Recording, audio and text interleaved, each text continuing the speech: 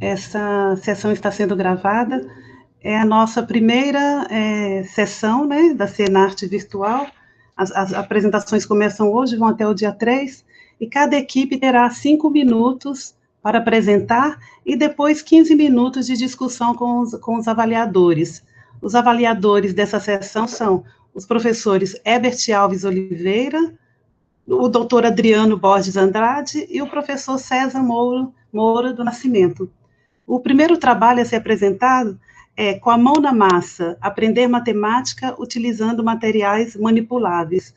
Eu vou pedir a cada membro da equipe que antes da apresentação fale o seu nome, ok? Pode começar. Olá, bom dia a todos. Meu nome é Ian. E eu sou Vanessa. Eu irei apresentar agora a minha guia. Então, por favor, me dê a confirmação se estão conseguindo ver.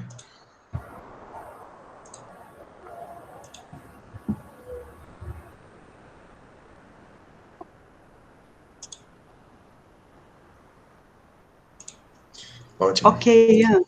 Sim.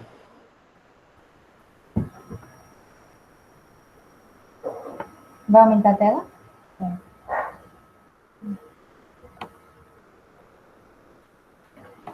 Bom dia a todos. Somos do projeto Com a Mão na Massa, aprender matemática utilizando materiais manipuláveis.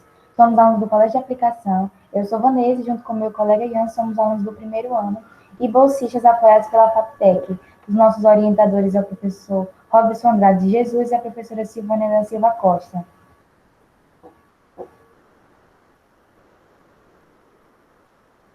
Bom, a disciplina de matemática é tida por muitos de nós alunos como uma matéria muito difícil e com pouca aplicabilidade no dia a dia, sendo apontada várias vezes dificuldade de se aprendê-la. É nessa perspectiva que o projeto se propôs, pautado na experimentação e pesquisa ligada ao trabalho com materiais manipuláveis, tendo um vínculo com o saber matemático, no qual o aluno possa construir aprendizados significativos à medida que desenvolve recursos didáticos que serão utilizados também por outros estudantes e comunidade.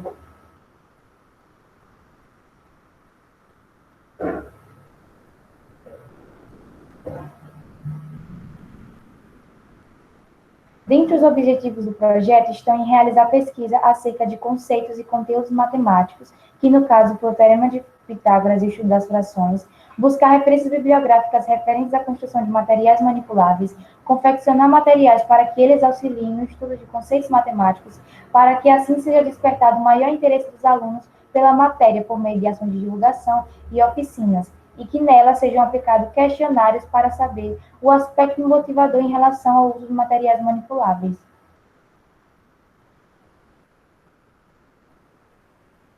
A metodologia iniciou-se a partir de discussões, onde foram selecionados textos vinculados a importantes temáticas incluídas na educação básica, no ensino básico, que no caso foi o Teorema de Pitágoras e o estudo das frações. Essa pesquisa bibliográfica embasou seminários que ocorreram em encontros periódicos do grupo, e com isso explorou-se os conteúdos pesquisados, e então foi realizada a escolha de materiais manipuláveis, foi planejada as oficinas que seriam realizadas, e assim o questionário que seria aplicado nas oficinas.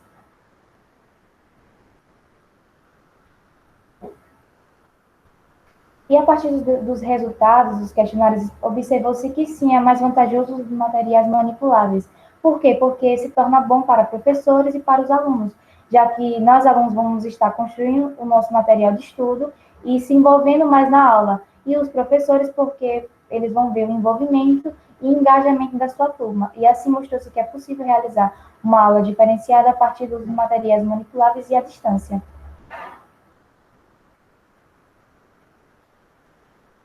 Dentre as ações realizadas pelo projeto, a gente pôde dividir em 2 tópicos, que foi o Teorema de Pitágoras e o estudo das frações, em que foram realizadas 2 oficinas. E assim a gente pôde explicar esses conteúdos, o Teorema de Pitágoras através do Tangram, e o estudo das frações, mostrando a relação de matemática e música.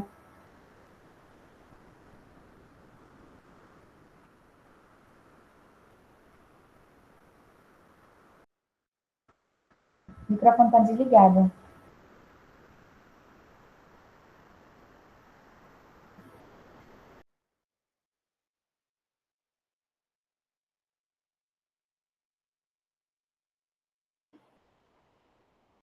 o áudio, viu, Ian? Não estou ouvindo, não.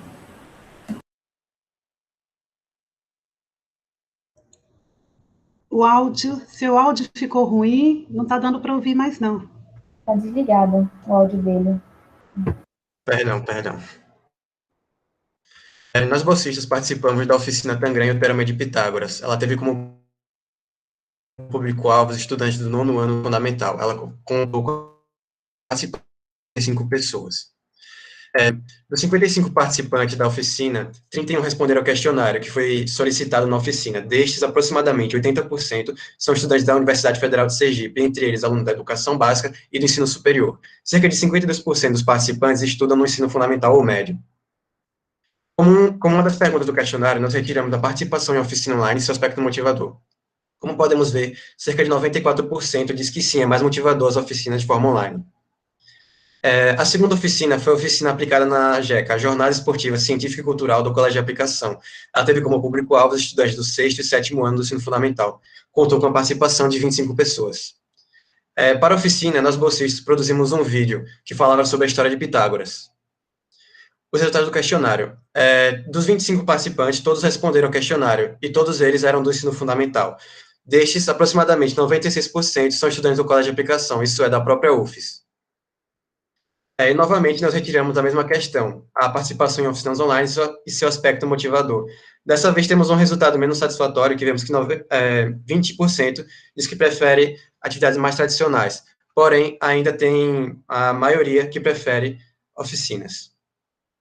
Enfim, chego à conclusão. Posso citar como resultados da nossa pesquisa o aprofundamento de conhecimentos relacionados ao Teorema de Pitágoras e frações, assim como o desenvolvimento de aspectos ligados ao pensamento criativo e científico, além de comunicação e empatia. Posso citar também bons resultados satisfatórios nas ações de divulgação e em especial as oficinas, isso a partir da análise de resultados. E aqui podemos ver alguns das respostas do questionário. É isso. Obrigado pela atenção. Muito obrigada pela apresentação e parabéns pela apresentação, meninos. Agora eu vou passar a palavra para o professor Herbert para ele fazer as considerações e a interação com o grupo. Ok. Ian e Vanessa, né? Bom, de modo geral, eu gostei muito da iniciativa, os slides estavam excelentes, e essa proposta suas de dinamizar as aulas, com certeza todo mundo vai querer aprender as técnicas suas aí, porque um grande problema que a gente tem em sala de aula é o desinteresse do aluno, né? Ele quer algo mais dinâmico. Com relação ao trabalho propriamente dito, eu tive duas dúvidas. Eu não sei exatamente como que vocês fizeram o trabalho, né? Eu vi o vídeo e também vi o banner, né? Eu queria que vocês pudessem explicar o que foi feito. Eu vi lá o Pitágoras, eu não sei se aquilo ali é uma madeira, se é uma... Entendeu? Eu queria que falasse um pouco realmente do trabalho. E da música lá que vocês falaram que fizeram, aí eu não entendi mesmo o que vocês fizeram. Dá para falar um pouquinho exatamente o que vocês fizeram ali? Eu tenho uma ideia, mas eu não sei exatamente o que foi. Sim, boa pergunta. O nosso trabalho, a nossa pesquisa, ela foi dividida basicamente em dois tópicos, né? O primeiro tópico... O slide lá onde tem o Pitágoras e a música. Tem um slide aí que tem isso aí, né? O trabalho deve ser isso aqui. É exatamente isso que eu queria entender, o que foi feito nos dois. Eu acho que só faltou um pouquinho mais do trabalho, porque vocês já falaram que os alunos foram avaliados, gostaram, mas eu fiquei muito curioso, que de repente eu quero aplicar isso aí. Isso, durante a oficina, né, nós pedimos para que os participantes, eles baixassem um aplicativo que era o Monocórdio Simples. Ele está disponível gratuitamente na Play Store. A partir do uso do monocórdio, né, que seria, no caso, nosso material manipulável, nós dividimos as cordas do monocórdio para que obtivéssemos frações. Dessa forma, os alunos eles poderiam relacionar as notas musicais, né, com as frações. Foi isso basicamente que a gente fez. E o Pitágoras? O Pitágoras, a gente fez uso de o Tangram, né? Não sei se todos conhecem, mas é aquele quebra-cabeça chinês de 7 peças. E nós desenvolvemos, né? Nós produzimos o Tangram durante a oficina, passo a passo, com os participantes. E pedimos para que eles montassem, né, 2 quadrados, que seriam, no caso, relacionados aos quadrados dos catetos. E mais tarde pedimos para que eles fizessem um quadrado maior, que seria relacionado ao quadrado da hipotenusa. E assim que eles pudessem entender como funciona o Teorema de Pitágoras, né, o seu enunciado. Ok. Foi basicamente isso. Ok. E aí você aplicou isso numa turma só? Como foi? Porque eu vi aqui que vários alunos foram avaliados, foram entrevistados. A gente aplicou a oficina Tangram Teorema de Pitágoras com os alunos do 9º ano, já que é um assunto relativo a essa série. Aí a gente abriu as inscrições, só que não teve só a participação dos alunos do 9º ano. Também tivemos a participação de outros professores e graduandos da universidade. E a oficina Matemática e Música foi para os alunos do 6º e 7º ano, para que a gente discutisse sobre frações, já que também é um assunto que está relacionado a essas séries. Ok. Tá bom, eu estou satisfeito, parabéns pela iniciativa e continue, né, fazendo trabalho, e só assim que a gente cresce. Parabéns. Obrigada, professor Herbert. Eu passo a palavra agora para o doutor Adriano Borges.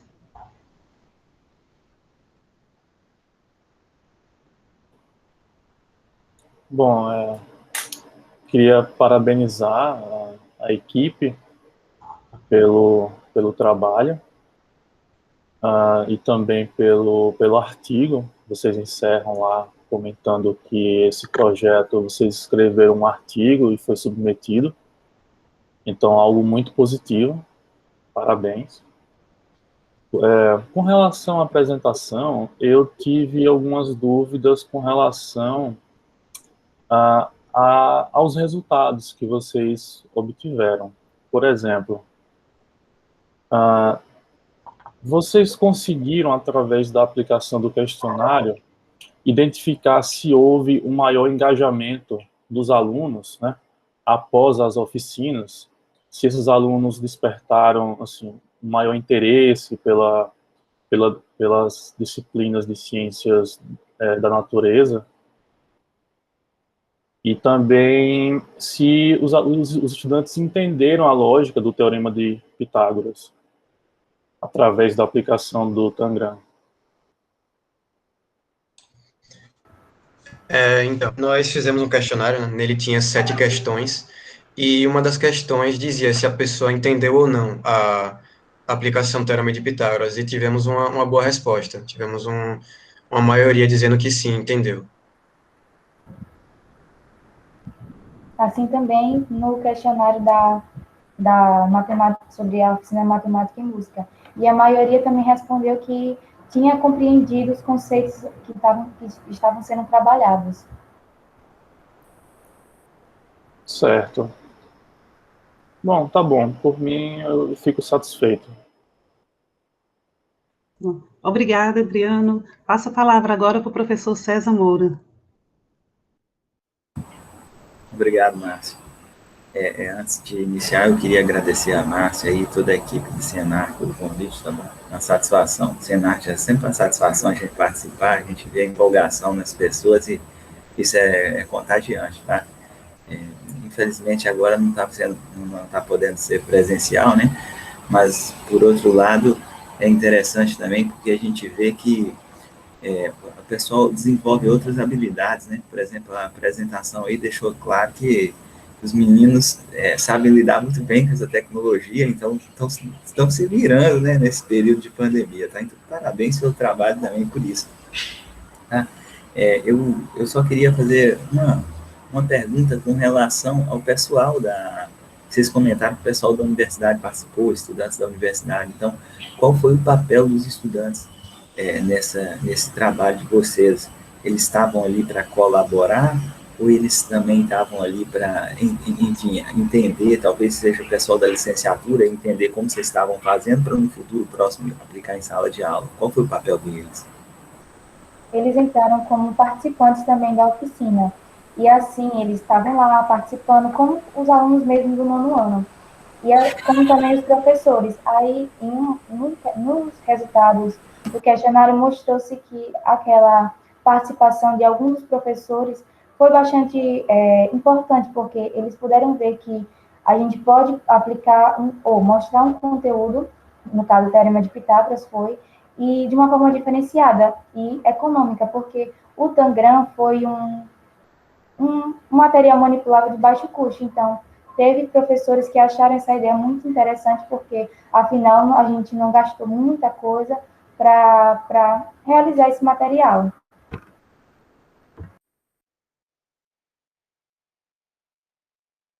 Muito bom, muito bom. Olha, muito obrigado, viu? E parabéns pelo trabalho. Espero que isso aí seja motivador ao longo da carreira de vocês, tá? Desejo sucesso aí. Eu agradeço mais uma vez aí pelo convite. Muito obrigada, equipe. Parabéns novamente para vocês. E muito obrigada aos avaliadores. Tá? Então, vou chamar agora o próximo trabalho. O próximo trabalho é o uso de substratos sustentáveis, naturais, no processo de germinação e crescimento de sementes.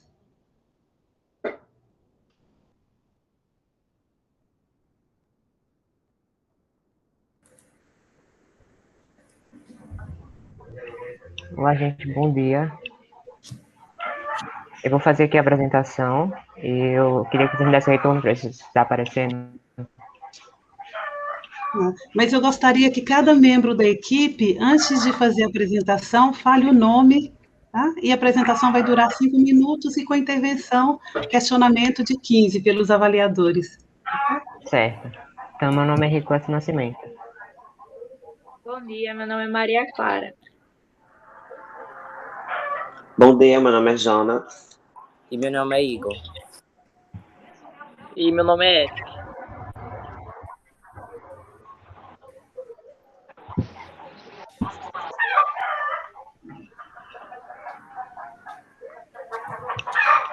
Então, gente, bom dia, né? Como eu tinha falado antes, meu nome é Ricote Nascimento. Sou um dos alunos do Centro de Excelência Professor Milton Alves Rocha, da cidade de São Cristóvão. Temos como orientadora do projeto a professora Patrícia Fernanda de Andrade e como co-orientadora a professora Cátia Figura Dalto. Eu, juntamente com Ingrid e Maria Clara, iremos apresentar o nosso projeto, que é intitulado como o uso de substratos sustentáveis naturais no processo de germinação e crescimento de sementes. Então, a agricultura mundial é submetida a diversos agrotóxicos, cuja finalidade é acelerar o processo de lucro. Nesse sentido, o Brasil está entre os maiores consumidores mundiais de agrotóxicos e o uso desses agrotóxicos vem trazendo inúmeros prejuízos incalculáveis tanto ao meio ambiente quanto ao homem. Com isso, a produção de substratos sustentáveis naturais tem como objetivo desenvolver mecanismos de aceleração para a germinação e o crescimento de sementes. E essa produção de substratos sustentáveis naturais é feita por meio do reaproveitamento de resíduos orgânicos, que seriam cascas de frutas e legumes que seriam descartadas para o lixo, promovendo assim a sustentabilidade e uma agricultura sustentável.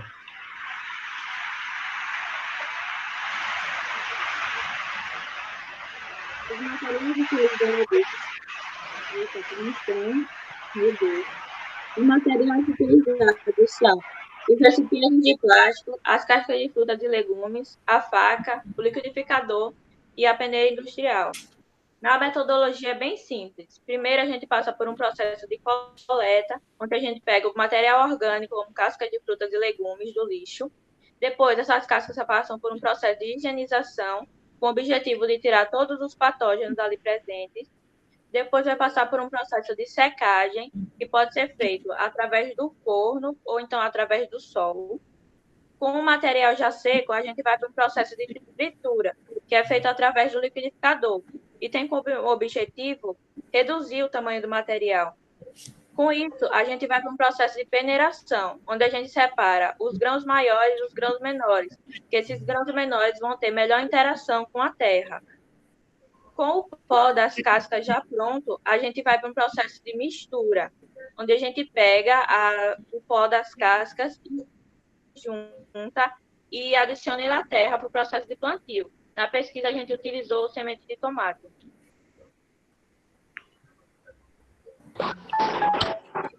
Bom, para os resultados e discussões, a gente, como na pandemia a gente não pôde ir para o colégio, todo o nosso trabalho que a gente fazia no laboratório do colégio teve que ser feito em nossas casas.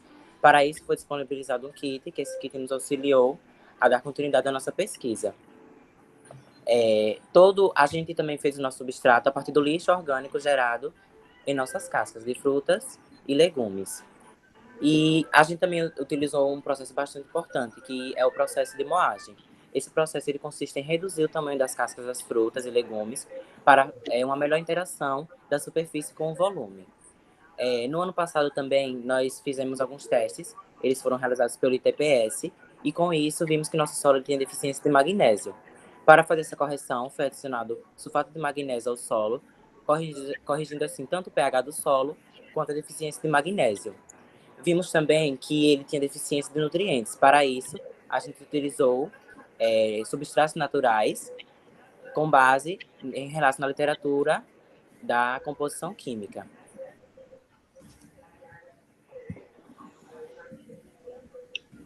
Contudo, foi possível concluir que a química, quando aplicada de maneira inconsequente, geralmente é uma das causadoras da degradação ambiental. Mas, ao mesmo tempo, quando aplicada de maneira responsável, pode ser uma solução, ou seja, aliada à sustentabilidade ambiental. Foi possível observar que o comportamento e a participação dos alunos mostraram a importância de reaproveitar os resíduos orgânicos produzidos na escola, e que foi possível através de técnicas simples, transformando cascas de frutas e legumes em substratos naturais sustentáveis para o solo por meio de nutrientes, no processo de germinação e crescimento. Além disso, o projeto desenvolvido mostrou que é possível trabalhar dentro do espaço escolar o tema sustentabilidade, como forma de sensibilização e conscientização da cidadania ambiental. Bom, obrigada pela atenção de todos e obrigada a colaboradores, o Colégio Professor Hamilton Alves Rocha, a Fabitec Sergipe, a CNPq, o Governo do Estado de Sergipe e o governo E a secretaria.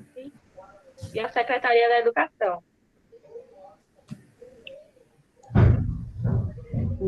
Obrigada, equipe, pela apresentação e parabéns pela apresentação. Agora, os 15 minutos de intervenção, eu vou começar com o professor César Moura. Obrigado, Márcio.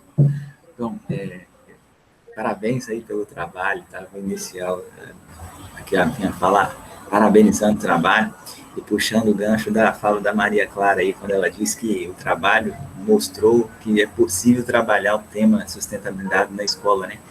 Na realidade, é possível e assim, é de extrema importância e necessidade, a gente precisa muito disso. Eu diria que essa aí é uma das questões aí fundamental que a gente vive nos dias atuais.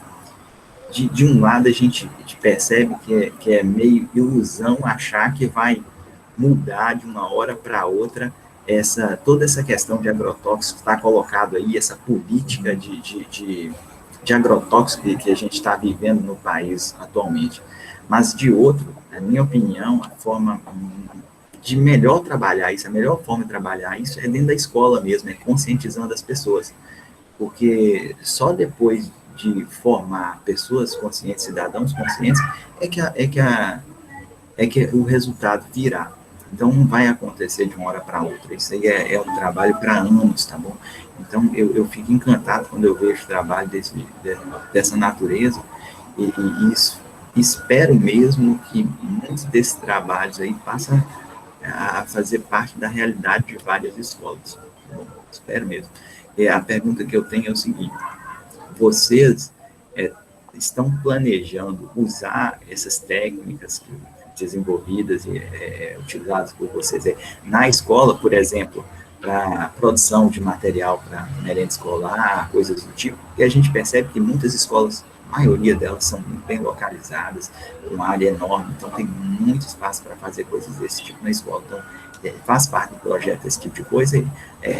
Conte aí para a gente o que vocês esperam disso aí, o que vocês querem para a escola de vocês e para a comunidade, tá bom? Porque a comunidade, eu tenho certeza que vai ser a maior beneficiada com isso aí. Sim, então, nós utilizamos realmente nossa produção, o nosso mix de substrato na horta da escola. Na horta da escola nós temos na escola é encontrada a horta, então lá também a gente faz plantação das sementes de tomate, de coentro, de cebolinha, né, de quiabo, e nós utilizamos nosso substrato na horta, né, também tanto para ajudar a escola na questão da merenda escolar, né, dando alguns outros recursos, outros materiais para essa preparação, tanto do almoço e também para lanches, e também somos multiplicadores do projeto, né? O projeto não visa só que os alunos estejam inteirados, somente os alunos do projeto estejam inteirados no projeto, né? Só os alunos estejam participando e desenvolvendo o projeto, mas sim que também a comunidade, tanto professores, como também outras pessoas, possam realmente começar a fazer a prática do substrato, que é realmente simples, né? É algo muito simples de fazer, que pode também ser feito em casa, como a gente fez o projeto, né? Continuado o projeto em nossas casas.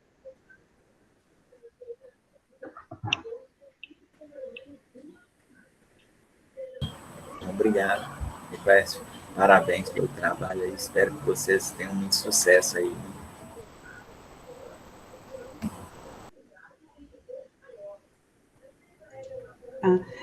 Eu vou passar agora para o professor. Professor César, terminou?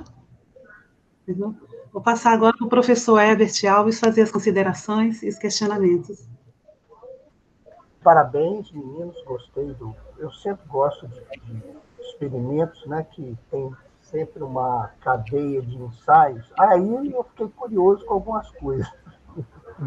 Eu queria primeiro que você me respondesse novamente. Você já apresentou, mas eu queria com as suas palavras. O que é o substrato? Com as suas palavras. Ricrécio, né? Sim. Então, para mim, o substrato são produtos, né? São produtos naturais que é feito através de casca de frutas e legumes, né? Que seriam descartados. Então, para mim, o substrato é como se fosse um mix, né? Ele é como se fosse algo responsável para que a gente pudesse ajudar na germinação e o crescimento de sementes. Também, como outro tema que nós utilizamos no projeto, que é a diminuição do uso de agrotóxicos, então, eu acho que o substrato é sim uma opção, né, uma alternativa para que possa haver essa diminuição do uso dos agrotóxicos e usar algo natural, né, algo que pode ser feito por algo natural, que é algo simples, algo prático, que pode também ajudar ao meio ambiente e também ao solo. Certo. Então, é um adubo, vamos dizer assim, né?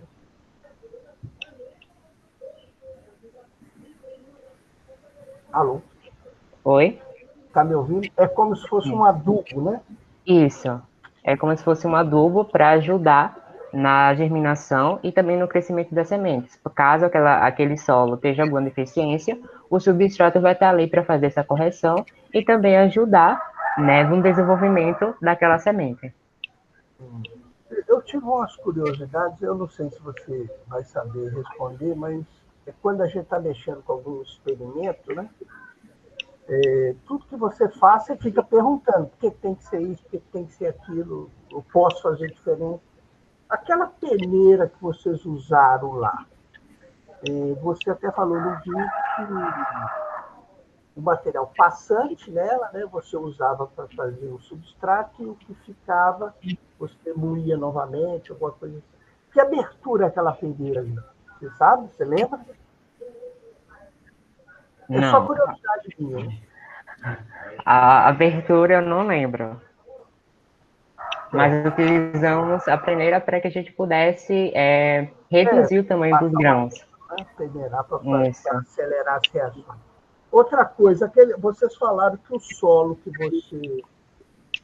você testou, ele estava com pH baixo, não foi isso que você falou? Isso. Estava com pH básico, isso. Ah, estava básico.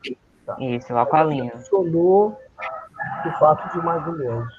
Você usou sulfato de magnésio, mas você sabe dizer se pode colocar algum outro produto para neutralizar ali ou não? Ou você... É esse aqui, botar lá. É porque na pesquisa a gente você vai mexendo. É claro que isso não muda nada do seu trabalho, só para todo mundo saber. Vocês usaram esse reagente que só tinha esse, ou vocês chegaram a pesquisar, olhar, estudar o assunto? Essa não, é a pergunta.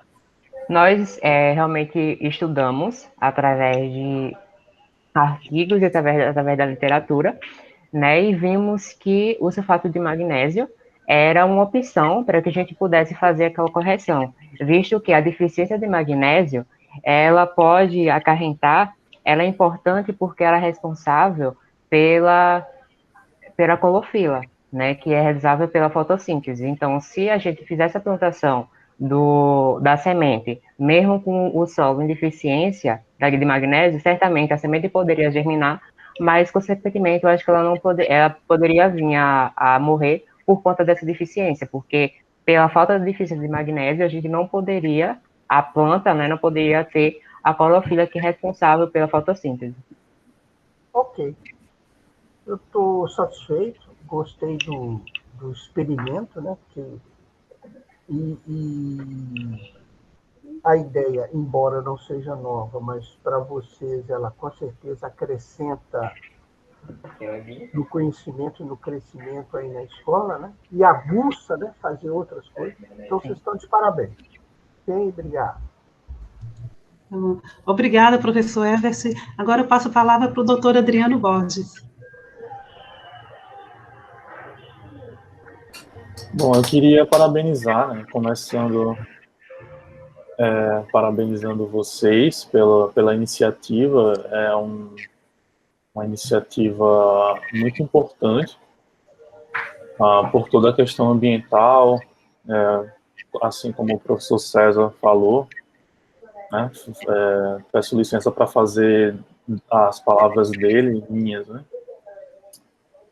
E, assim, eu gostei bastante da metodologia que vocês utilizaram na apresentação, no vídeo.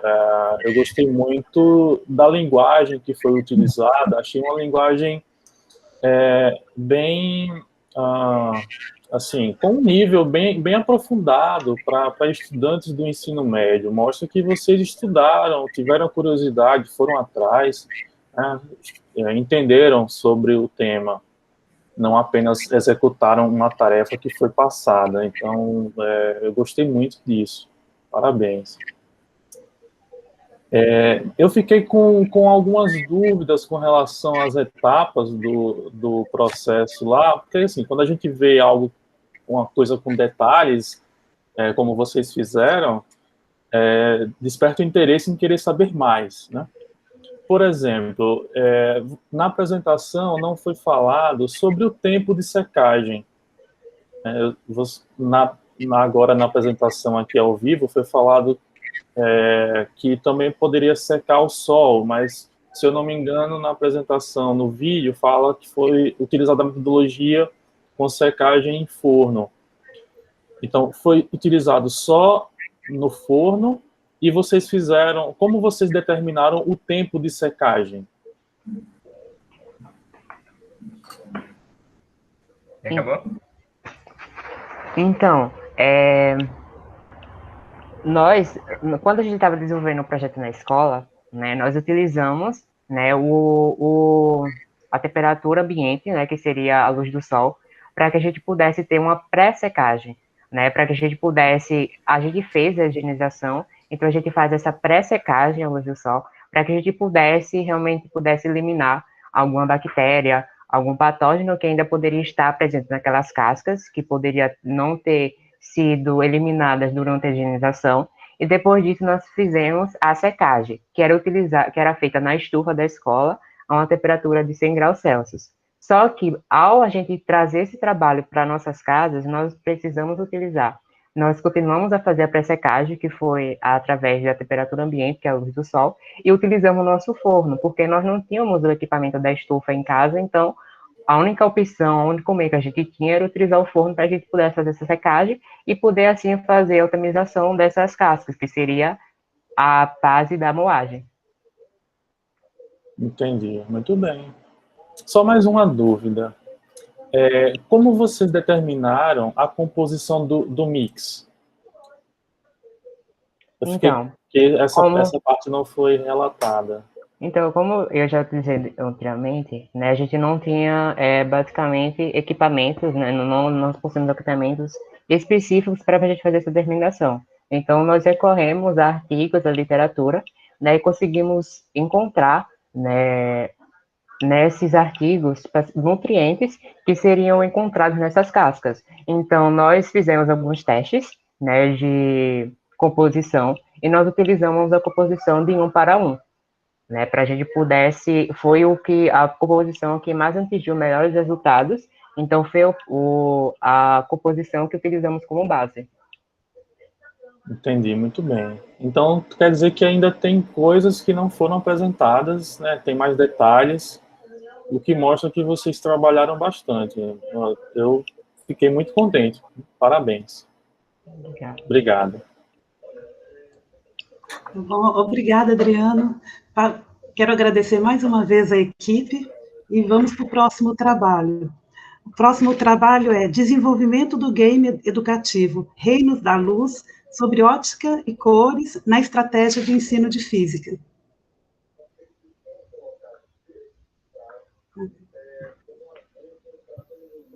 A equipe tem 5 minutos para apresentar, 15 minutos para discutir, e eu gostaria que os membros da equipe falassem os nomes antes da apresentação. Bom dia, meu nome é Matheus Oliveira Santana. Bom dia, meu nome é Winnie. Bom dia, meu nome é Lara.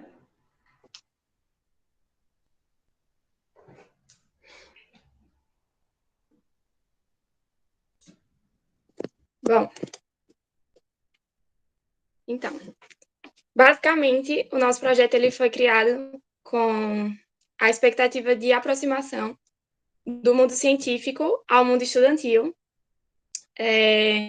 através de uma metodologia inovadora. No caso, tem como proposta a criação de um game que aborde conceitos da física, sobre a ótica das cores, desde do experimento de Newton, sobre a dispersão da luz branca, até a questão das cores primárias e secundárias. Então, o objetivo desse projeto, desse game, é promover a aprendizagem e a interação social. Então, a estratégia foi aplicar esse projeto, esse game, na questão remota, né, de acordo com o momento que estamos vivendo, aplicar, e foi observado que houve uma maior interação dos alunos nisso. E a gente se pergunta, como que um game vai ensinar alguém o correto, porque geralmente a gente acha que o método correto só existe um método, que é o método tradicional. Na sala de aula, o professor entrar, falar, aplicar atividade, e a gente vê que o aluno ele não consegue interagir, às vezes tem dificuldade de aprendizado nesse assunto. Então, a proposta do game veio para que o aluno ele consiga aprender o que ele não conseguiu absorver. Claro, é importante o professor estar lá à frente, o professor explicar, é importante ele falar sobre o assunto, mas existem outros caminhos, não existe somente um. Então, o game ele veio para o aluno absorver melhor esse assunto, o aluno poder entender o assunto, porque o meu jeito de aprender pode não ser o jeito do meu colega, eu posso conseguir aprender através do livro, mas eu também posso, mas meu colega ele pode aprender de uma forma diferente, jogando, por exemplo. Então, através do Google Sala de Aula, através do Google Meet foi aplicado, através do formulário no Google foi aplicado, e percebeu um maior desenvolvimento dos alunos depois do game respondendo esse formulário. Um melhor resultado. No caso, absorveram melhor esse assunto. Então, resumidamente, o projeto é isso. Mostrar que não existe somente uma metodologia, existe vários caminhos, e o desse projeto, no caso, foi o game. Bom, no caso, os objetivos do projeto, como já foi exposto, foi a utilização de um game como ferramenta pedagógica, principalmente para turmas do segundo ano, visando promover o maior aprendizado dos conteúdos de física, principalmente o conteúdo relacionado à óptica e também às cores, como minha colega aqui falou. E também aumentar o engajamento dos alunos durante as aulas.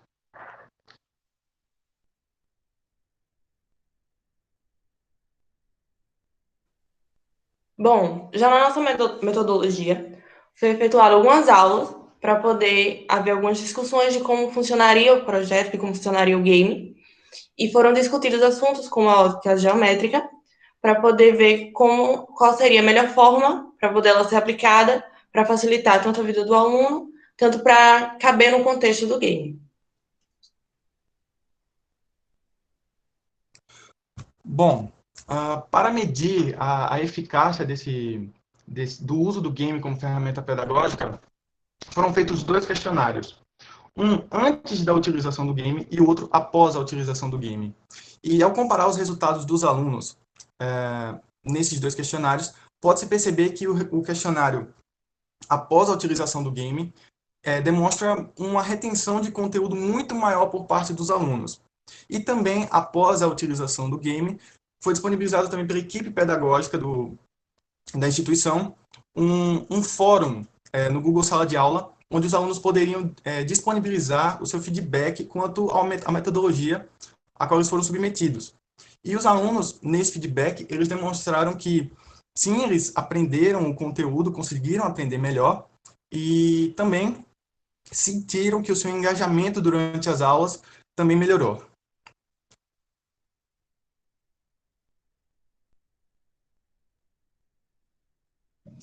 Bom, já na conclusão, foi aplicado também o jogo na forma presencial, agora com a volta, e foi visto que houve um crescimento maior na parte dos alunos poderem entender como funcionaria a física, e também foi visto que game, como forma de aprendizado, traz, sim, uma maior gratificação por parte dos alunos e traz, em si, um maior engajamento na hora do aprendizado.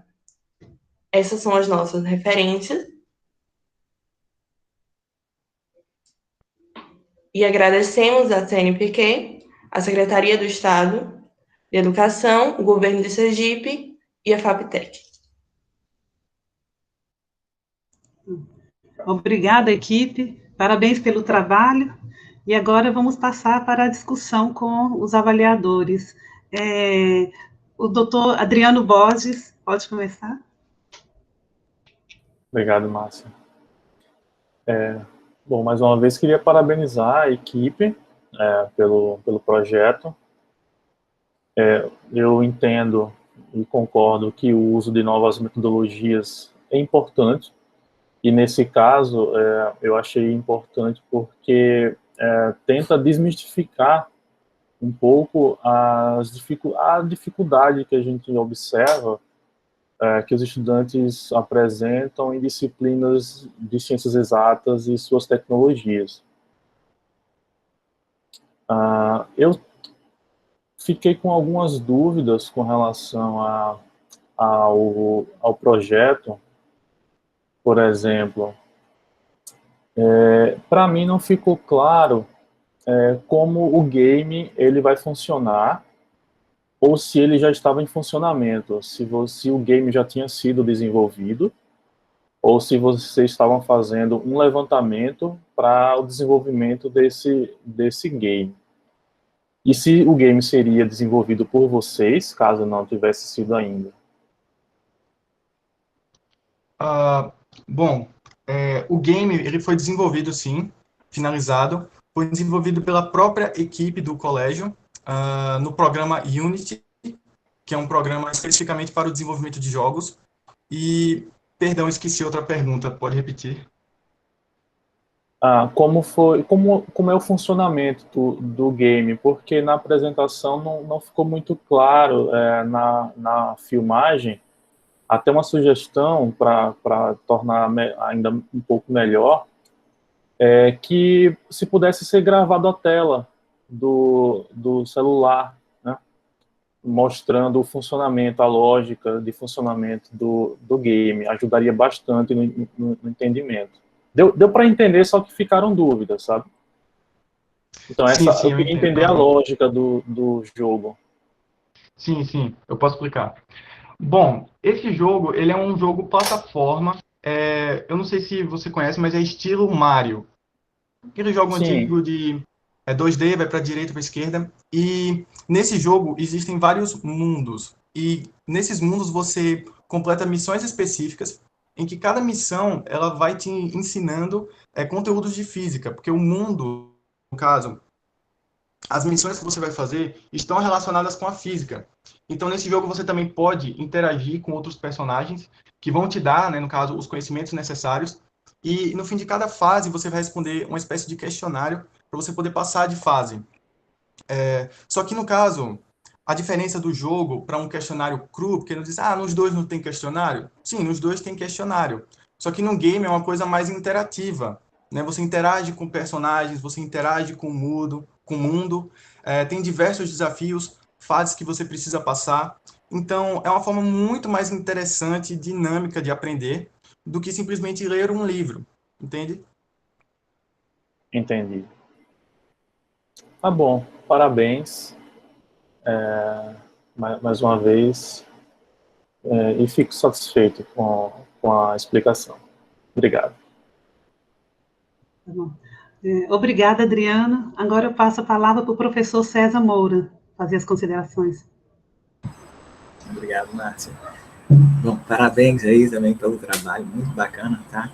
É interessante até eu ver o nome do Matheus ali, ó. Matheus tem uns símbolos ali antes do nome, parece que remete a japonês, isso, né? Sei lá, japonês, chinês, então a gente já espera alguma coisa diferente, né? E a Wine, né? Wine. Bom, eu queria saber de vocês, dos três, tá bom?